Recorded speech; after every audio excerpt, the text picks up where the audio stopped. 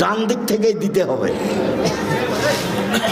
নিজে থেকে তো একটা ধর্ম বানাতে পারেন। আচ্ছা এই শোনো, ডান দিক থেকে দেওয়ার নিয়ম, কিন্তু আমি আজকে বাম দিক থেকে চালু করে দিলাম, এটা বলতে পারতেন, কিন্তু ধর্ম তার নিজের নয়, উপর থেকে যা বলেছেন তাই হবে। তাহলে পীর সাহেবের কি হবে?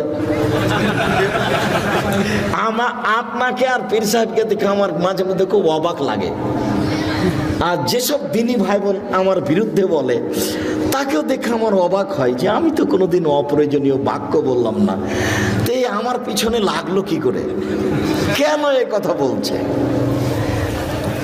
আচ্ছা, আমি না হয় চাঁপাইনবাবগঞ্জ পল্লী এলাকাতে বক্তব্য দিতে গিয়ে বলেছিলাম, ঘটনাটা ছিল এই যে চাঁপাইনবাবগঞ্জ পল্লী এলাকার মহিলারা বাড়ির পিছন দিকে গিয়ে সমতল মাটিতে বসে পেশাব করে।